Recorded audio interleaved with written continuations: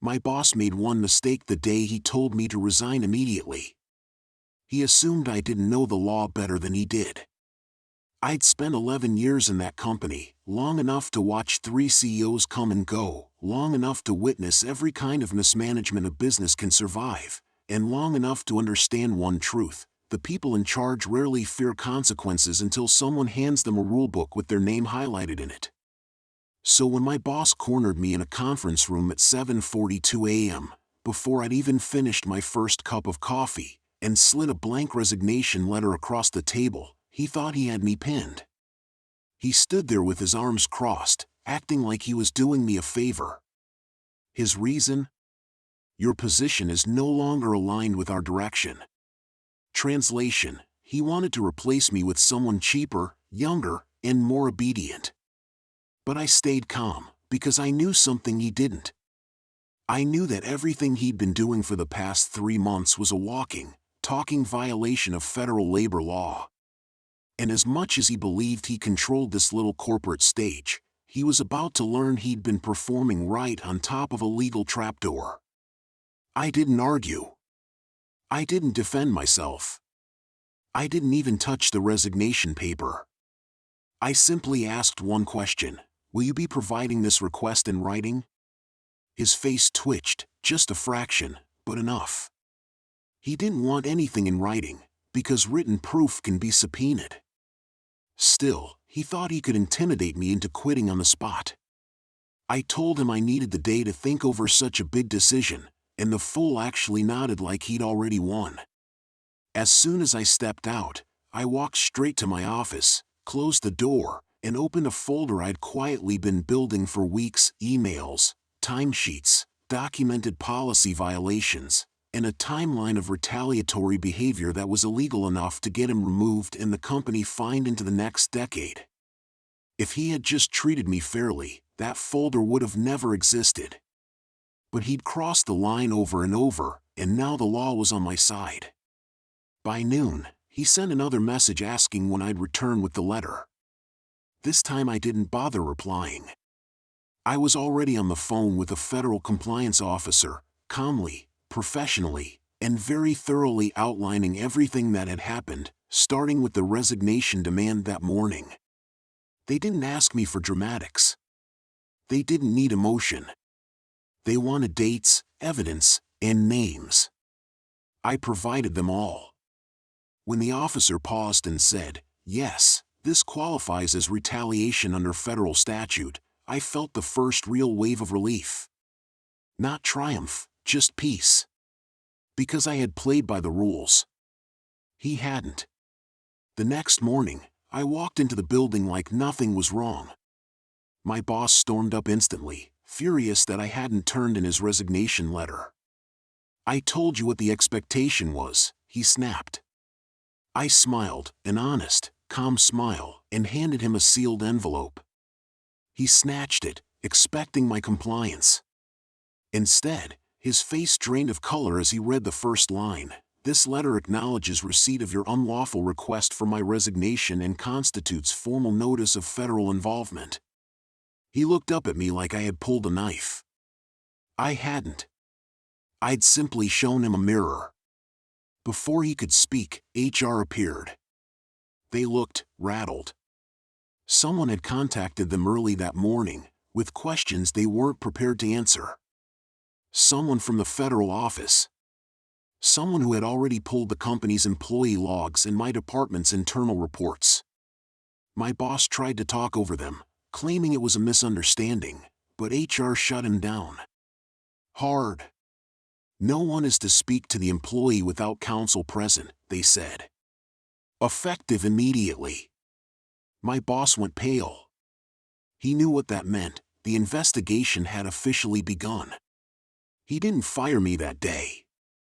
He couldn't. What he did do was disappear, escorted out of the building pending review. Employees whispered. HR avoided eye contact. And I went right back to work, same desk, same duties, same professionalism. I didn't gloat. I didn't strut. I didn't celebrate. I simply did my job while the law did its job. 3 weeks later, an email arrived from the board. Short. Cold. Surgical. Your supervisor has been terminated for cause. Thank you for your cooperation and professionalism during this investigation. A second email followed, this one from HR, confirming my retroactive pay adjustments, protections, and promotion under the whistleblower provisions. My boss had tried to push me out with intimidation.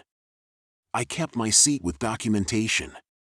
And as I walked out that evening, I realized something simple: corporate power isn't held by the loudest person in the room.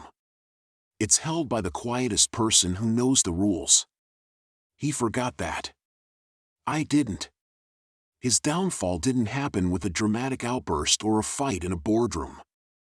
It happened slowly, methodically, through the same quiet systems he had assumed would always protect him. What he never understood was that systems don't protect incompetence, they expose it when the right pressure is applied. A week after his termination, I was invited to a meeting with the compliance team and 2 board members. Not a disciplinary meeting, quite the opposite. They asked for a walkthrough of everything I had documented. Not because they doubted me, but because they wanted to understand the depth of the damage. I laid out every incident month by month, every retaliation, every policy breach. When I finished, one board member leaned back and muttered, "How did this go on for so long?" I didn't answer. They already knew the truth: leadership sees what it wants to see. And my former boss had been very good at telling them what they wanted to believe. When the meeting ended, the senior compliance officer pulled me aside. "Just so you're aware," she said quietly, "your case isn't isolated. Your documentation sparked a broader audit." Her tone shifted, respectful, grateful. "You didn't just protect yourself.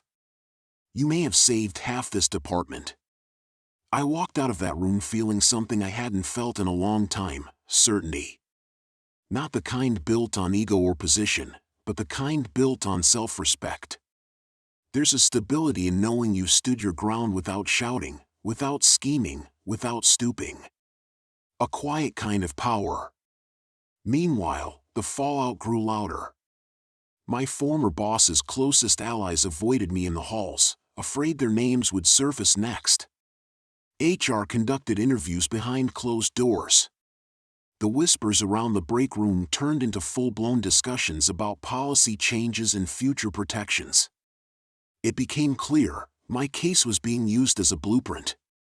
One afternoon, as I stepped out for a late lunch, one of the junior analysts, the kind of employee my boss used to bully just for breathing incorrectly, caught up to me. "Is it true," she asked, "that you didn't resign, and they backed you?" I nodded.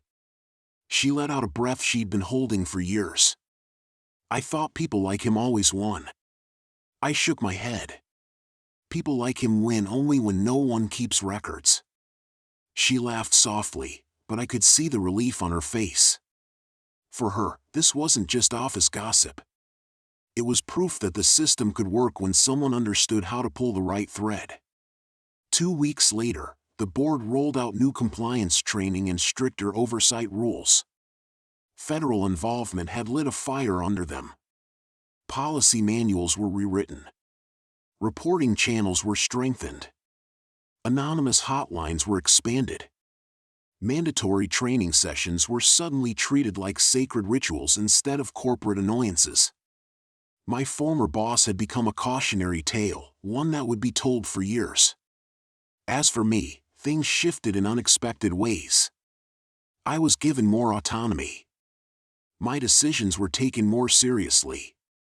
People who had once overlooked me now sought my perspective. Not because I wanted power, but because I had earned credibility they couldn't replicate. And through all of it, I kept one thing in mind: don't let victory turn into arrogance. Because arrogance was exactly what destroyed the man who thought he could corner me in a conference room with a blank resignation letter. Corporate revenge isn't always explosive. Sometimes it's a quiet correction. A recalibration. A realignment of consequences. And the best part? I didn't have to take anyone down. I just had to stand up. And the fall took care of itself. By the end of the quarter, the atmosphere in the company had changed so dramatically that you could feel it the moment you stepped off the elevator. Meetings that used to be ruled by fear now ran on facts. Supervisors who once barked orders suddenly cared about documentation and policy language. HR, once a decorative fixture, had turned into an active guardian of the rules. And every office whisper, every cautious glance, every tightened procedure traced back to one truth: they had finally learned what happens when they mess with someone who knows the law. I didn't flaunt anything. I didn't walk around acting victorious. That's not my nature. But people noticed. They always do. Because confidence doesn't need to be loud, especially the kind forged under pressure.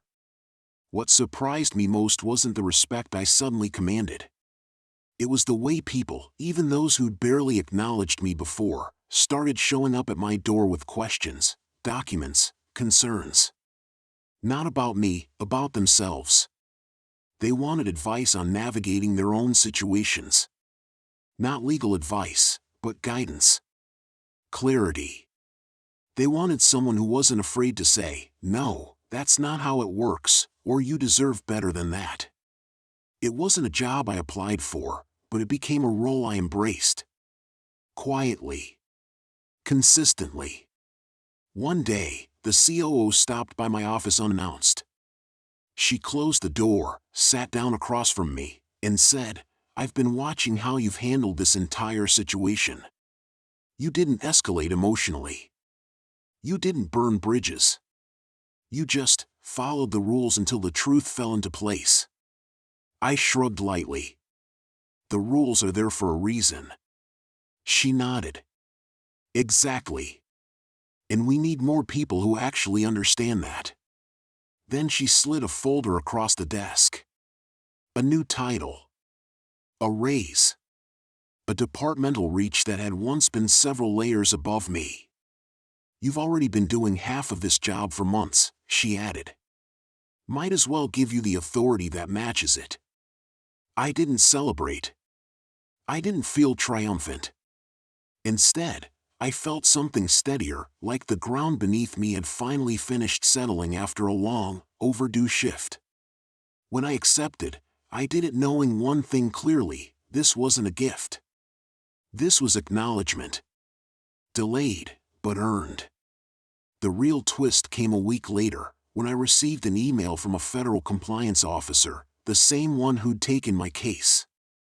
A short, simple message: "Thank you for your cooperation. Your report helped correct a long-standing issue. You'd be surprised how rare employees like you are." I stared at that line for a moment. Rare. Not because I was special, but because so many people never realize how much power they actually hold when they understand the rules designed to protect them. That night, as I walked through the quiet parking lot toward my car, I caught a glimpse of my reflection in the window. Same clothes, same routine, same company badge, but not the same person. I stood taller. I breathed easier. I didn't carry the worry anymore. My former boss had once believed he could corner me and force me out. But in trying to push me off his chessboard, he didn't realize I wasn't a piece. I was the rulebook. And no one wins against the rulebook. In the end, the revenge wasn't the investigation, or the consequences he faced, or the career he lost. The real revenge was this: I stayed. He didn't. And the company became stronger because of the truth he tried to bury. Some victories come like thunder. Mine arrived like a signature on a statute: quiet, final, irreversible. And I walked forward from that moment not as someone who won a fight, but as someone who learned exactly how much they never needed to fear again. I didn't sleep that night. I didn't even pretend to. I sat at my kitchen table, the termination letter still folded in my briefcase like a loaded weapon I hadn't fired yet. I replayed every moment of the last year, every hint, every carefully delivered insult, every time my boss, Carl, had tried to push me into a corner. And for the first time, instead of feeling small or trapped, I felt something steadier: inevitability. He thought he'd maneuvered me into a neat little exit. He had no idea I'd been building a legal tripwire beneath every step he took. The next morning, I walked into the office with the calmness of a man who knows how the story ends but is polite enough not to spoil it. The security guard nodded. The receptionist gave the same tight smile. But something felt different, a tension in the air, like people could sense something was about to snap. I didn't go to my desk. I went straight to HR. The director, Marlene, looked up, startled. "Oh." I thought, well, Carl said you were no longer employed? I finished for her. "Yes," he said. "But that's the funny thing. I'm protected under the Federal Whistleblower Enhancement Act. And since my report is still under active review, any adverse action, including termination, requires documented, third-party verified justification. Which Carl doesn't have." She swallowed hard. HR people are trained to stay neutral, but even she couldn't hide the flash of panic. I set a printed binder on her desk. "Here's the timeline of protected disclosures. Here's where I notified corporate compliance. And here," I tapped a highlighted line, "is where Carl acknowledged receiving the compliance notice. That alone invalidates any termination attempt during the review window." Her hand hovered over the binder like it might burn her. "You're very prepared," she murmured. "I've had a year," I said. "Plenty of time to document everything he thought he was getting away with." Marlene exhaled, long and slow, like someone accepting defeat. "I'll escalate this to corporate legal." "Please do," I said. "I'll wait." And I did. I went to my desk and logged into my computer the way I always did. People glanced my way, confused, whispering. Some were rooting for me quietly, others were terrified by the possibility of being near a live HR incident. The office buzzed like a beehive someone had just tapped with a stick. An hour later, my inbox pinged. Subject: hold on termination action. It was from the corporate legal department, and the language was clinical but unmistakable. Effective immediately, all actions related to the termination of my name are suspended pending review. I leaned back in my chair and smiled. Phase 1, successful. A few minutes later, Carl marched toward my desk, red-faced, jaw clenched, like someone had just told him gravity stopped working and it was my fault. "What are you doing here?" he hissed. "Working," I said. Turns out, firing someone under federal protection isn't as simple as yelling resign in a conference room. His nostrils flared. "You're playing a dangerous game." "No," I said, lowering my voice just enough for the surrounding cubicles to hear without pretending not to. "I'm following the law. You're the one who thinks it's optional." He was shaking now, not from fear, but fury, and that was when I knew I had him. Angry managers make mistakes. And mistakes make evidence. "Enjoy your victory lap," he snapped. "It won't last." "Oh, I think it will," I said. "Because corporate's going to want to know why you tried to terminate someone right after they reported financial irregularities you authorized." His eyes widened a millimeter, just enough to betray the truth. He knew I had him cornered. He just didn't know how deep the trap went. And I wasn't done tightening it. Carl didn't say another word. He spun on his heel and stormed back to his office, slamming the door so hard the glass panels rattled. The entire floor froze for a moment, then pretended to type louder than usual. Everyone sensed something shifting, even if they didn't know what. Power moves in an office are like earthquakes. No one knows when the ground will break, but everyone feels the tremor. I reopened my project files, partly to keep up appearances, partly because working while your enemy spirals is one of life's underrated joys. For about 20 minutes, I clicked through spreadsheets while watching Carl's silhouette pace back and forth behind his frosted glass. He looked like a caged animal, panicked, unpredictable, and fully aware that someone had finally chained the door shut. Then, at 10:42 a.m., the elevator dinged. Everyone looked up. Corporate legal didn't visit our office often. And when they did, they weren't subtle. 3 of them stepped out, 2 attorneys and a compliance officer with a thick file tucked under his arm. They didn't ask for directions. They walked straight to HR. 5 minutes later, HR walked them to Carl's office. People pretended not to stare. But every neck was stretched 2 centimeters farther than normal. The entire building seemed to inhale and hold it. Carl's door closed behind them. I couldn't hear the conversation, but I didn't need to. Their body language said everything. Carl leaned forward at his desk, hands flat, voice raised enough that the walls hummed. The compliance officer stayed perfectly still, the posture of a man who knows he's holding receipts. One of the attorneys wrote notes with slow, deliberate strokes, the kind that mean, "Please keep talking, every word helps me bury you." After 20 minutes, Carl's voice stopped being sharp and became desperate. After 30, he was sitting. After 40, he was slumped. When they finally emerged, he didn't follow them out. Marlene from HR walked over to my desk with the caution of someone approaching a live electrical wire. "They'd like to meet with you," she said quietly. I nodded and followed her down the hall. When I entered the small conference room, the attorneys gave me polite, professional smiles, the kind reserved for cooperative witnesses. The compliance officer opened his folder. "Thank you for coming," he began. "We've reviewed your documentation. It's substantial." I didn't speak. Let them talk. "You reported unauthorized budget transfers, falsified projections, and withheld vendor disclosures," he continued. "And you did so through the correct legal channels. Everything you've provided aligns with our preliminary findings." "Preliminary?" I asked. He slid a sheet forward. "We've confirmed some of the irregularities already. We suspect more."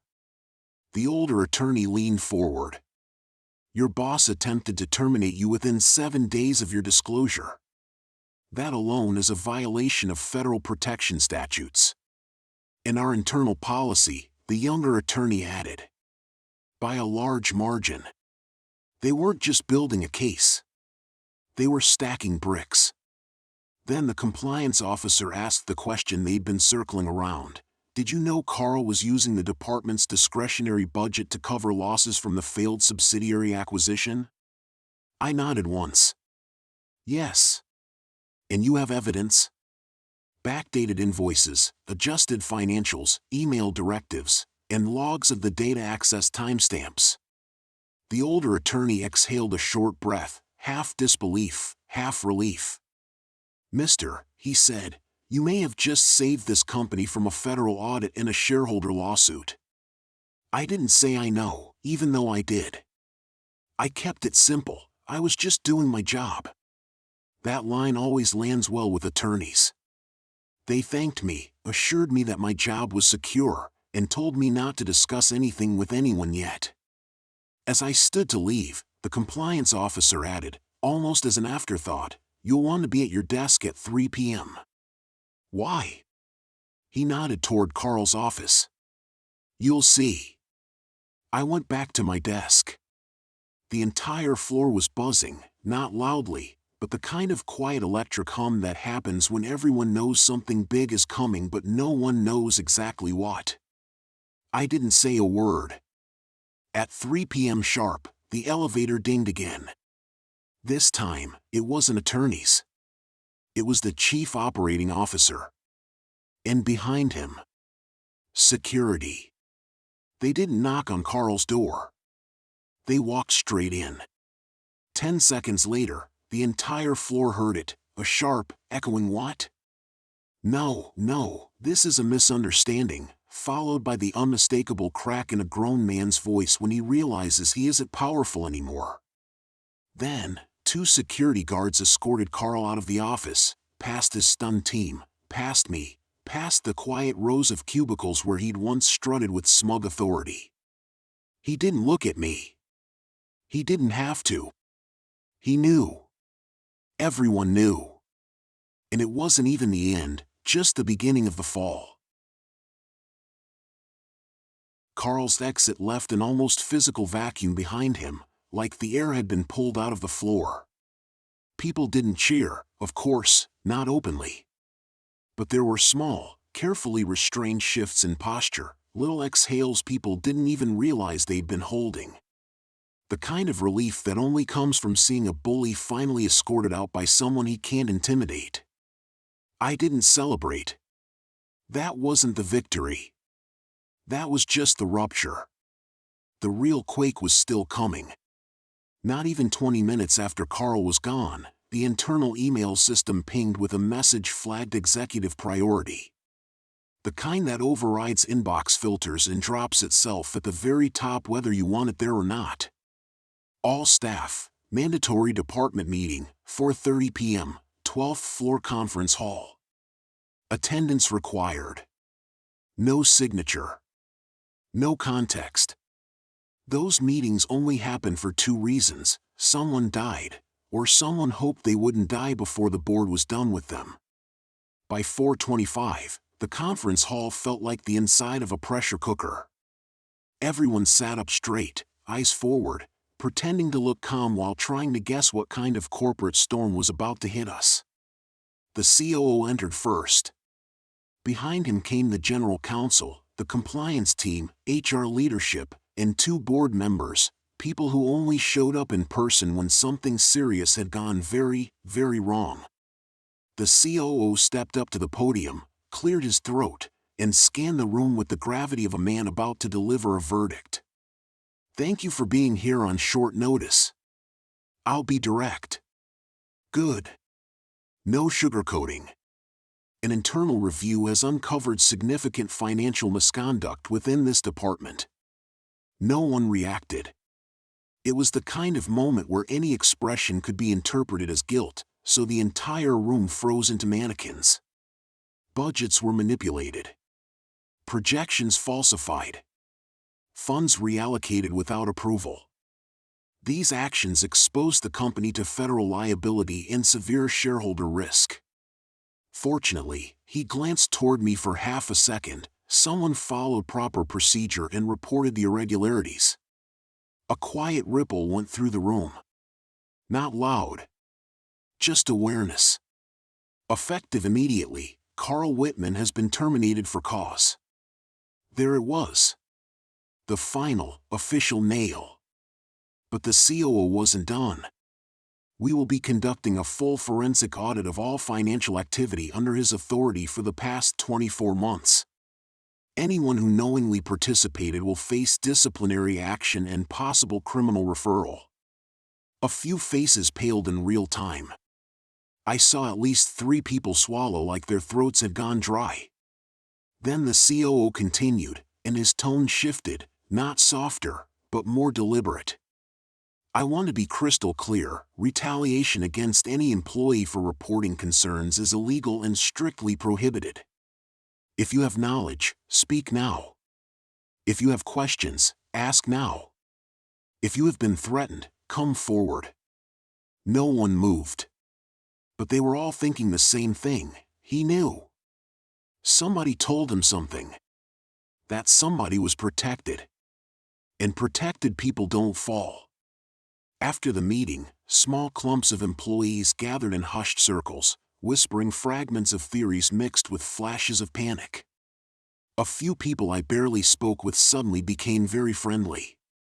Typical office survival instincts, everyone trying to position themselves closer to the perceived safe zone. I ignored all of it and headed back to my desk. At 5:11 p.m., an email popped up from the COO's office: "Please stop by before you leave." That's the kind of line that can end a person's night or their entire career. But I knew which one it would be. When I arrived, The COO closed the door gently behind me. His desk was clean, organized, deliberate. A sign of someone who didn't let problems linger. He gestured for me to sit. "You did everything right," he said. "You documented. You escalated properly. You followed federal protocol. Because of that, you saved us from a regulatory disaster." I appreciated the acknowledgement, but I didn't interrupt. He folded his hands. "I've reviewed your performance files. Your work is exemplary. You should never have been put in that position. We are correcting that now." Then he slid a sealed envelope across the desk. "Effective next week, your role, salary, and authority will reflect what you should have been granted years ago." Inside was my new contract. Senior Director. Salary increase. Transition control over Carl's entire former division. Full protection under federal whistleblower statutes. And a seat at quarterly corporate strategy meetings. I didn't smile. Not out of modesty, but because the moment wasn't about pride. It was about balance being restored. "I appreciate it," I said quietly. "You earned it," he replied. As I stood to leave, he added one more thing, "and the board asked me to give you a message." He paused. "Don't ever resign.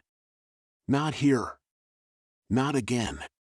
Walking out of that office, past the glass walls, past the cubicles where people pretended not to stare, past the place where Carl once stood so smugly, I felt something settle inside me. Not anger. Not triumph. Just peace. The kind that comes when justice isn't loud, it's precise. The next morning, the building felt different. Not in a dramatic way, no one was running around or whispering in corners. It was more like a subtle shift in gravity. People sat straighter. Conversations were gentler. The atmosphere that Carl had cultivated, fear, suspicion, power plays, had evaporated overnight. And everyone knew why. But the true consequences didn't hit until 3 days later. At 9:15 a.m. on Thursday, the elevator doors opened and 2 men in dark suits stepped out. They weren't part of our company. They weren't customers. And they definitely weren't here for a scheduled meeting. They carried federal badges. Even from across the room, I recognized the tone and posture. Calm. Efficient. Purposeful. They didn't walk, they navigated. Straight toward HR, with security clearing the path as if guided by instinct. 10 minutes later, HR escorted them to the executive floor. 10 minutes after that, the first subpoena dropped. Word spread in soft ripples: federal auditors. Financial investigation. Misappropriation. Possible fraud. Past the line. Deep trouble. Most people didn't look at me, not out of avoidance, but out of respect. They knew I had been the one who refused to look the other way. The one who didn't fold when it became dangerous. Around noon, the auditors came down to our floor. "Mister," one of them asked. "Yes." He nodded. "We've reviewed your documents. They match our findings precisely. The phrasing wasn't accidental. That was federal language for you were right, and you gave us a clean trail. Then something unusual happened. We'd like to ask a few clarifying questions, but you've already provided more than enough evidence. You won't need to testify. No testimony. No stress. No risk." My work had been airtight from the beginning. After they left, I sat at my desk, letting the weight of that sink in. It was one thing to expose office misconduct. It was another thing entirely to hand federal investigators a complete roadmap of a fraud scheme without even knowing it. By the end of the day, 3 more executives were suspended pending review, all part of Carl's inner circle. The ones who laughed at his jokes too loudly, nodded too eagerly, signed too blindly. They weren't being escorted out by security yet, but everyone could see the clock above their heads counting down. Justice rarely moves fast. But when it gets momentum, it's unstoppable. The following week, the company held another all-hands meeting in the main atrium. This time the CEO himself attended in person, a signal that the situation was officially beyond internal issue territory. He stepped to the microphone, wearing the grave expression of someone who knew this would be quoted by shareholders, auditors, and lawyers for years. Over the past week, he began, we have uncovered a pattern of unethical behavior and financial misconduct within a segment of leadership. He looked around the room, making eye contact with dozens of quiet, tense faces. This is not who we are. And this is not what we will allow this company to become. Then he did something no one expected. He acknowledged me. Publicly. An employee within this organization demonstrated integrity, courage, and professionalism. They followed our policy. They followed federal law. And because of that, we are correcting the course of this company. I didn't stand. I didn't raise a hand. But I felt hundreds of eyes glance my way. Not with pity. Not with envy. With respect. Real respect, the kind earned through backbone, not titles.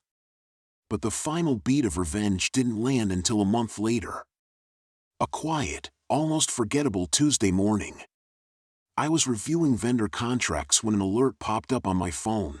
Breaking news, former executive indicted on multiple counts of financial misconduct. I tapped the notification. There he was. Carl. Looking exhausted. Angry. Hollow. A man punched out of his own crown. The charges weren't small: falsifying financial statements, unauthorized budget manipulation, fraudulent reporting, obstruction during internal review. The article noted that the investigation had begun with an internal whistleblower who followed all required protocols and provided extensive documentation. I set my phone down. Not with satisfaction. Not with gloating. Just with a quiet, settled clarity. Carl had tried to use the system to crush me. I had used the system to expose him. The difference? He acted out of arrogance. I acted out of principle. And principle always lasts longer. In the weeks that followed, life at the company shifted in ways no announcement could have predicted. The fear that once hung over our department faded, replaced by something steadier, almost like the place had exhaled after holding its breath for years. Conversations became honest again. People asked questions without looking over their shoulders. Meetings actually felt productive instead of political. And in the middle of all that, I just did my work. Not because I wanted praise. Not because I wanted revenge. But because doing the right thing feels lighter than carrying someone else's lies. My new role settled in quietly. No fanfare, no victory lap. Just responsibility I'd earned long before anyone acknowledged it. I rebuilt processes Carl had sabotaged, restored guardrails he'd bulldozed, and coached the younger staff who had never known a workplace without intimidation lurking around every corner. Every so often, someone would sit down next to me at lunch or catch me by the elevator and say, "Hey, thank you for everything." I always nodded and changed the subject. I didn't need credit.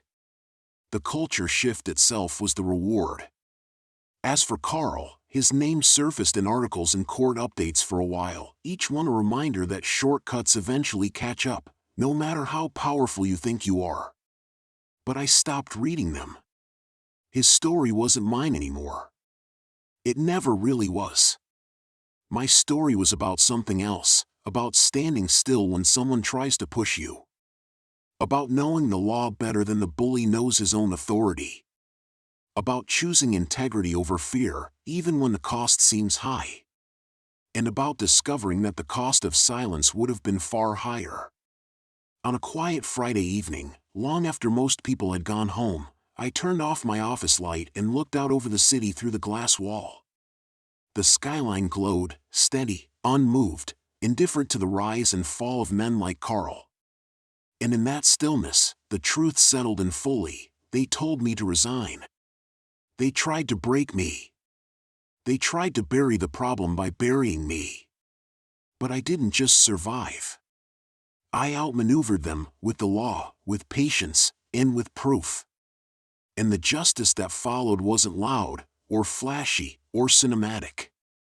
It was far better. It was earned.